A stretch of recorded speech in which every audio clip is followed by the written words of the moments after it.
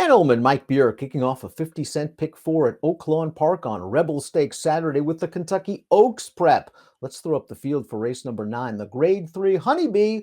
We're going a mile and a 16th for these 3-year-old fillies, and we got a strong field of 10. West Omaha is your 7-5 morning line favorite. Big winner last time out in the Silver Bullet Day at the fairgrounds. And I have a feeling she's here because Brad's got another good one at the fairgrounds that won their prep last week, and he figures, why can't I win both big pots?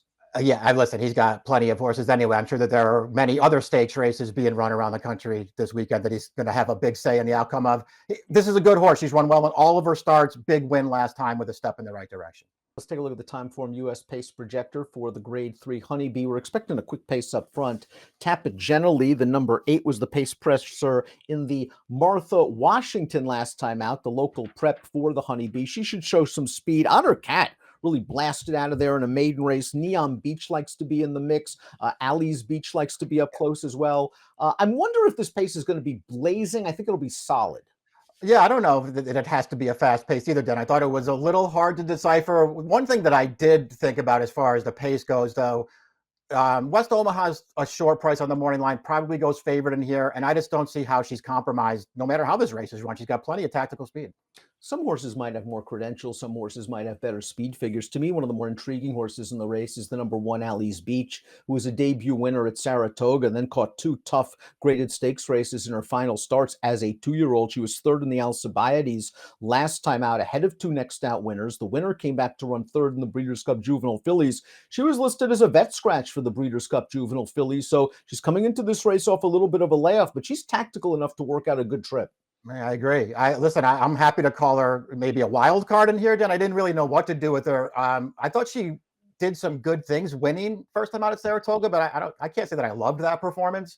And her 2 starts since then were fine. She ran okay in the Alcibiades, taking pressure on the lead. She just wasn't good enough. Band of Gold, the number 2, has won 2 out of 3 lifetime starts, including a rallying victory in the aforementioned Martha Washington. Let's watch Band of Gold. And maybe she was a sloppy track move up because she really improved from a buyer speed figure standpoint, or maybe she's just growing up at the right time. This is her 3rd lifetime start, and she gets it done. Yeah, I'm with you as far as being conflicted about the surface of this race, but I really like this performance. I just like the way that she edges way out into the clear very late in this race and then just runs these horses over with a big figure. I mean, this is the easiest kind of win considering the trip that she pulled in that race. I just don't know what to make of it because it was a wet track and, perhaps not against the greatest field in the world, but boy, there's some potential here and some talent here. I don't think I'd take the 2-1 though. That's the thing. I'm not sure you're supposed to take the 2-1 after she was 24-1 last time out, but it looks like she's just really getting more professional with each and every start. Honor Cat just blasted to the lead last time out over a muddy track at Oaklawn with the short stretch of the 2-turn mile. And Honor Cat was just too good for this maiden group. She was favored. She ran like a favorite should. She earned a respectable buyer speed figure. Now she gets a major class quiz. Yeah, she easily handles this. I thought she ran fine in here with a pretty easy trip, but I just like the way she opened up on these horses around the final turn and then goes away. I wouldn't bet her off of that, but I might bet her off the race that she ran 2 back. I know that she didn't get there. She was dead game coming after that horse through the stretch though and just missed closing her down with a better figure than she got last time. I think there's a chance she's pretty good and she's going to be a good price. Although the number 4 Neon Beach has earned a couple of stakes placings this meet at Oaklawn, I still think the jury's out as to how good she ultimately is. When she did win at Churchill Downs 3 starts back, it was an off-turf race, and I thought she had a perfect trip and really had to work hard to win it. Now, she's sort of shown same running style in her last 2. Up close, fade a little bit. I thought she stayed on a little bit better last time out when outrun by Band of Gold. She's the kind of filly that can work out a trip. Now she's got to actually kick it in the stretch. Yeah, just has to find a little bit more in the late stages of this race. But you're right. I mean, a more comfortable trip, maybe sort of sitting off the leaders, could go a long way for her in here, Dan. To be honest with you, I can't say that I love her in here. I do respect that she's headed in the right direction, though, for a really good trainer. Scrudis' only lifetime win came sprinting over a sloppy track at Horseshoe, Indianapolis. She's going to be stretching out, and she's going to likely be part of the pace in here. Couldn't keep up with the sprint fractions last time out in the Mockingbird and tired. She's a big price for a good reason. She's really going to have to improve substantially at a tough distance. Yeah, I mean, I just don't see taking her in this race, Dan, if she stretches out for the first time. I mean, I don't think there's a bunch of killers in here, but it's a decent field, and she's going to have to be way better going longer than she is sprinting. West Omaha, the number 6, is simply the horse to beat for Brad Cox. She won the Silver Bullet Day last time out, and it was a very, very easy win. Her Buyer's speed figures are strong and are the best in this field, and she has a tactical gear. So you have to expect her to run well, and you have to expect a very short price. Yeah, exactly. I mean, I think she deserves to be the favorite, though, just based on what all these horses have done up to this point. And all of her races are good. She's only second best to a stablemate who got loose on the lead on her 2 starts back, but she ran really well in that race to be a clear second. And she just easily handled that field last time at the fairgrounds. Another really good trip, yeah, but she won that race easily. Another horse stretching out for the first time is a maiden, the number 7, Lemon Muffin. Lemon Muffin just missed last time out, first time blinkers, first time Lasix. Of course, won't have Lasix on Saturday in the Honeybee. Boy, it looked like Mr. Lucas had a winner here at the 16th pole, Mike, and Lemon Muffin's just going to get run down by a pretty good filly. Yeah, she is run down by a decent horse here, so you want to be, respectful of that, I guess. But no excuse not to win here, Dan. And she's hanging on her wrong lead at the end of the race, which isn't a great sign for the stretch out. Lucas, his horses tend to run really well here at Oaklawn Park, so I didn't totally dismiss this horse, but I'm probably not betting her either. The horse that beat her last time earned a stakes placing in her subsequent outing in the Dixie Bell with an 83 buyer. Tapit Gently, the expected pace setter according to Timeform US. She won her first 2 starts very, very impressively at Remington, at Delta Downs.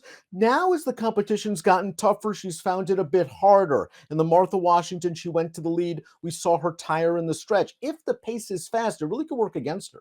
Yeah, I'm not sure that she can pull the trip that maybe she needs. Although, Dan, it's worth pointing out that she won those first 2 starts from off the pace, so maybe she doesn't need to be that aggressively ridden this time from post 8. I don't know. She did earn a new buyer top last time, but I'm not sure that I necessarily saw some big excuse for her in there, Dan. I just sort of felt like Bandigol was better. How about the 9 In Just My Heels as a price horse to pay attention to? They caught her in a debut sprinting. She just didn't show any speed. She had an impossible post position in her second lifetime start and was very wide. And third time out, she pulled off a 24-1 upset, showing good tactical speed. And this filly has some pedigree. The Dam won the Fantasy Hero, was third in the Kentucky Oaks. Maybe she's just figuring it out. The Dam could really run. I think that's a fair way to look at her. She's 20-1 on the morning line, so you want to try to find ways to really get interested in her, Dan, even off of this win where she basically had control of this race all the way around the track, and she just stays on well enough to never really be threatened. She's going to run a lot better than that against this field, but maybe she can do it. Completing the field is stretch out sprinter number 10, Midshipman's Dance, and she's bred to get middle distances. Sire won the Breeders' Cup Juvenile. Dam was a stakes-winning dirt router. And this horse has shown some rallying ability sprinting, which, of course, doesn't always translate to 2 turns. Got a very good trip in this race, Mike. The Mockingbird slipping up the inside. Yeah, she got an open rail to run through in this race, but she still comes with a good finish to close this race down. And in her debut, where she also won from off the pace, she came around wide that day and just flew down the outside of the track to win. I like both of her races, Dan. I think she has talent.